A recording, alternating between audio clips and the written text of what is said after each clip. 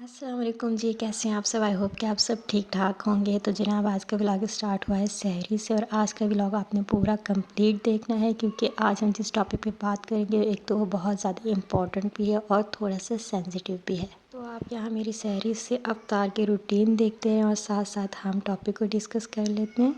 سو یا topic is that, کیا marriage اور انڈیپینڈنس یہ ایک ساتھ چل سکتے ہیں؟ بہت سی باتیں ہم نے اپنے ارد گرد میں سن رکھی ہے، اور کافی لوگوں نے تو اس کا ایکسپیرینس بھی کر رکھا ہے۔ کچھ لوگ کہتے ہیں کہ شادی کے بعد انڈیپینڈنسی ختم ہو جاتی ہے عورت کی، اور کچھ کہتے ہیں کہ اگر عورت انڈیپینڈنٹ ہو تو شادی جو ہے وہ سکسیزفل نہیں ہو سکتی۔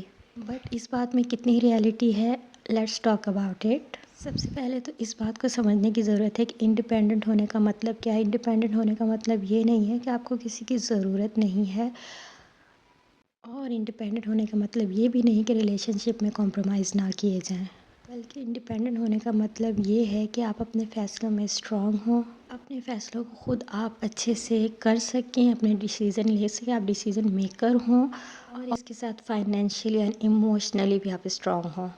ٹھیک ہے، اور میرج کا مطلب کیا ہے؟ میرج کا مطلب ہے پارٹنرشپ۔ پارٹنرشپ میں کنٹرول نہیں ہوتا۔ ایک ہیلدی میرج میں ہر ایک ریلیشن اور ہر ایک بات جو ہے بیلنس ہوتی ہے، اور ایک دوسرے کو آپ بہت اچھے سے انڈرسٹینڈ کرتے ہیں، رسپیکٹ دیتے ہیں ایک دوسرے کو، اور دونوں اور ایک دوسرے کی life and up and down کو آپ بہت اچھے سے انڈرسٹینڈ کرتے ہیں۔ سو اگر ہسبینڈ اور وائف ایک دوسرے کو گرو کرنے دیں تو پھر میرج لائف کے بعد بھی آپ انڈیپینڈنٹ ہو سکتی ہیں، اور آپ انڈیپینڈنسی بہت اچھے سے چلا سکتی ہیں۔ ٹھیک ہے، تو جناب اس میں میرے کہنے کا مقصد یہ ہے کہ جب اللہ تعالیٰ نے آپ دونوں کو شریک حیات بنایا ہے تو آپ کو ایک دوسرے کا ساتھ دینے میں بھی کوئی حرج نہیں ہے۔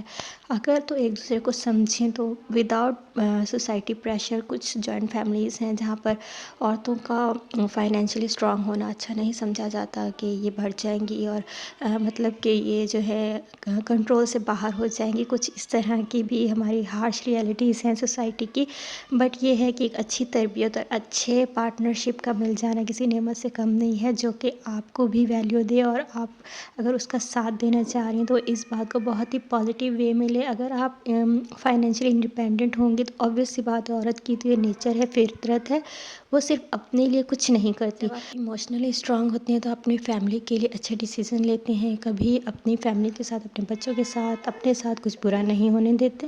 اور اسی طرح اگر آپ فائنینشلی انڈیپینڈنٹ ہوں گے تو اب اسی بات ہے کہ اپنے بچوں کا، اپنی فیملی کا ایک اچھا مستقبل سوچیں گے۔ اور عورت میں تو یہ ہوتا ہے کہ وہ ہاتھ بٹانا چاہتی ہے اپنے شوہر کا، جیسے کہ وہ گھر کی ذمہ داریاں ٹوٹل اس نے اپنے اوپر لی ہوتی ہیں، اور شوہر کو صرف یہ کہا ہوتا ہے کہ آپ جائیں آرام سے سکون سے کمائیں، اور وہ میک شور کرتی ہے کہ جب وہ کما کے باہر سے تھک ہار کے گھر آئے تو اس کو گھر کا اچھا انوائرمنٹ ملے۔ تو جتنے بھی مرد حضرات ہیں ان کو چاہیے کہ اپنی بیویوں پر مکمل بھروسہ رکھیں، کسی بھی تیسرے بندے کو اپنے ریلیشن میں نہ آنے دے۔ تیسرا بندہ ایکس وائی زیڈ کوئی بھی ہو سکتا ہے، سوری ٹو سے آپ کی ماں بھی ہو سکتی ہے، آپ کی بہن بھی ہو سکتی ہے، لیکن ان کی باتیں آپ نے نہیں سننی۔ آپ اپنے ریلیشن کو اسٹرانگ بنائیں تو اپنے بچوں کے مستقبل کے لیے اچھا سوچیں۔ جب آپ کی وائف مینٹلی اسٹرانگ ہوگی، مینٹلی وہ اسٹریس فری ہوگی، تو وہ بہت اچھی تربیت کرے گی آپ کے بچوں کی، اور آپ کے گھر کا ماحول بھی بہت ہی خوشگوار رہے گا، اور آپ کا گھر پروڈکٹیو رہے گا۔ اور چونکہ یہ پارٹنرشپ ہے تو اگر ہسبینڈ اپنے ڈریمز کو پرسیو کرنا چاہتا ہے تو وائف کو چاہیے کہ اس کو مکمل طور پر سپورٹ کرے، بغیر کسی طرح کا اس کو پریشر دیے، بیکاز شادی جو ہے نا وہ کوئی کمپٹیشن نہیں ہے، یہ ٹیم ورک ہے۔ تو ٹیم ورک میں کیا ہوتا ہے، جب ہر ایک ممبر ایک دوسرے کا ساتھ دیتا ہے تبھی آپ سکسیزفل ہوتے ہیں۔ تو اس میں بھی ایسا ہی ہوتا ہے، کسی ایک کو قربانی کا بکرا نہ بنایا جائے، دونوں ہی اپنے رائٹس کو سمجھیں اور ایک دوسرے کی گروہ میں ایک دوسرے کی مدد کریں، اور دونوں کا ہی انڈیپینڈنٹ ہونا آج کے دور میں 2026 میں تو بہت ضروری ہے، کیونکہ پیسہ نو ڈاؤٹ پیسے کے بغیر کچھ بھی نہیں ہے، کیونکہ پیسے سے ہی آپ سب کچھ کر سکتے ہیں، اور پیسہ جو ہے آج کے دور کی بہت اہم ضرورت ہے۔